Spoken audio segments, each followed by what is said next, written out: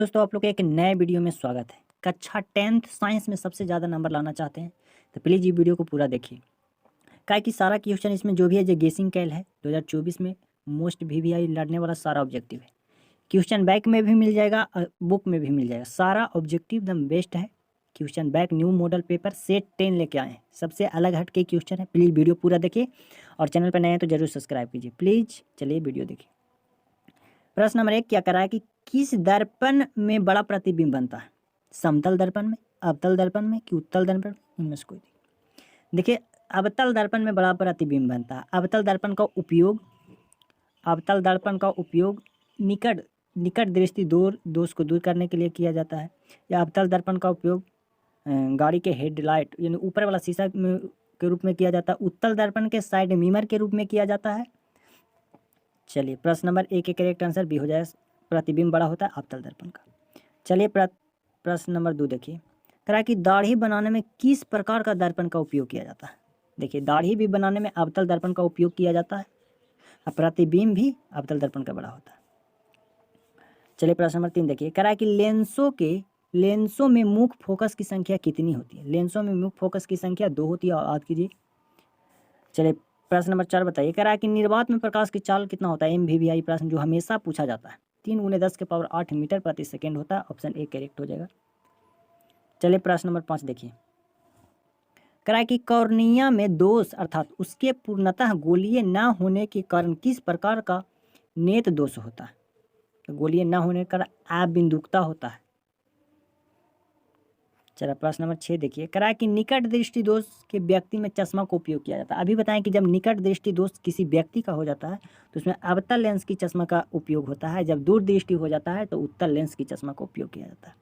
दाढ़ी बनाने में अवतल दर्पण का उपयोग किया जाता है और साइड मिरर के रूप में उत्तल दर्पण का उपयोग किया जाता है। ये भी याद कीजिए।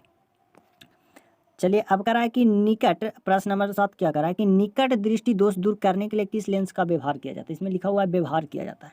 तो अवतल निकट दृष्टि दोष को दूर करने के लिए अवतल लेंस के चश्मा का उपयोग किया जाता है। प्रश्न नंबर 8 क्या करा है कि डायनेमो से किस प्रकार की धारा प्रवाहित होती है? तो डायनेमो से दृष्टि धारा भी अप्रत्यावर्ती। ऑप्शन सी करेक्ट हो जाएगा। चलिए आप लोग बताइए विद्युत शक्ति का एसआई मात्रक वाट होता है। विद्युत शक्ति के एसआई मात्रक वाट। चलिए प्रश्न नंबर 10 बताइए। कह रहा है कि विद्युत चुंबक बनाने के लिए उपयुक्त पदार्थ विद्युत चुंबक के बनाने में नरम लोहे का उपयोग किया जाता है कि इस्पात के कि निकेल के? इनमें से कोई नहीं। देखिए विद्युत चुंबक बनाने के लिए नरम लोहा का उपयोग किया जाता है। ऑप्शन ए करेक्ट हो जाएगा। प्रश्न नंबर 11 देखिए।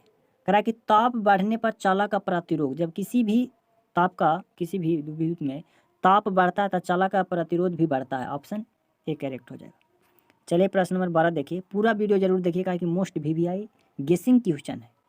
करा कि विद्युत धारा उत्पन्न करने की युक्ति को क्या कहते हैं? जनित्र कहते हैं कि गैल्वेनोमीटर कहते हैं कि मीटर कहते हैं कि मोटर कहते हैं? देखिए विद्युत धारा उत्पन्न करने वाली युक्ति या मशीन बोल रहा है या यंत्र बोल रहे हैं तो बोलेगा जनित्र होता है। ऑप्शन ए करेक्ट हो जाएगा।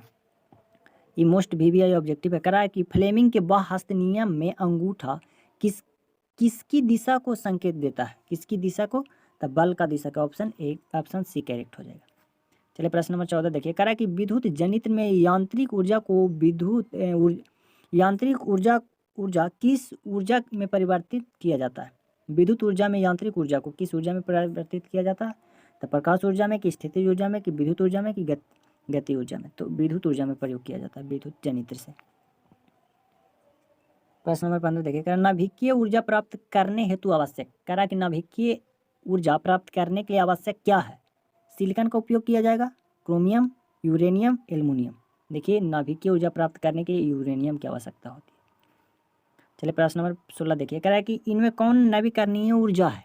MVVI मोस्ट वीवीआई ऑब्जेक्टिव है। नवीकरणीय ऊर्जा सौर ऊर्जा है। ऑप्शन सी करेक्ट हो जाएगा। चलिए प्रश्न नंबर 17 देखिए। कह रहा है कि भोजन का पाचन तथा पकान किस प्रकार की अभिक्रिया है? भोजन के पाचन तथा पकान किस प्रकार की अभिक्रिया है? तो ऑक्सीकरण या उपचयन अभिक्रिया। ऑप्शन सी करेक्ट हो जाएगा। चलिए प्रश्न नंबर 18 क्या करा है कि CaCO3 जब CO + CO2 उपयुक्त अभिक्रिया किस प्रकार की है? मैंने कहा है कि अभिक्रिया जो किस प्रकार की अभिक्रिया? विस्थापन अभिक्रिया है कि संयोजन अभिक्रिया कि अपघटन कि द्विविस्थापन श्वसन? देखिए जो ये अभिक्रिया है जो अपघटन अभिक्रिया है। चलिए प्रश्न नंबर नेक्स्ट देखिए, किस प्रकार की रासायनिक अभिक्रिया किस प्रकार की रासायनिक अभिक्रिया है? उपचयन, ये तो लगता है कि उपचयन अभिक्रिया, रासायनिक अभिक्रिया उपचयन अभिक्रिया। कि नीचे दी गई अभिक्रिया में कौन सा कथन सही है? 2Cu+O बनाता है 2CCuO। तो किस प्रकार की अभिक्रिया? तो कॉपर ऑक्सीकरण अभिक्रिया।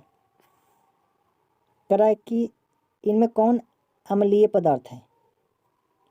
नारंगी का रस कि धोने का सोडा कि साबुन की बेकिंग सोडा? देखिए नारंगी का रस। कि किस अम्ल का पीएच मान, किस अम्लीय विलयन का पीएच मान 7 के बराबर होता है? किसी अम्लीय विलयन का पीएच मान 7 के बराबर होता है कि 7 से अधिक कि 7 से कम? देखिए किसी भी अम्लीय विलयन का पीएच मान 7 से कम होता है, 7 से अधिक हो जाएगा तो क्षारीय हो जाएगा। प्रश्न नंबर 23 देखिए, निम्नलिखित में से कौन सा एक लवण है? तो देखिए लवण है K2SO2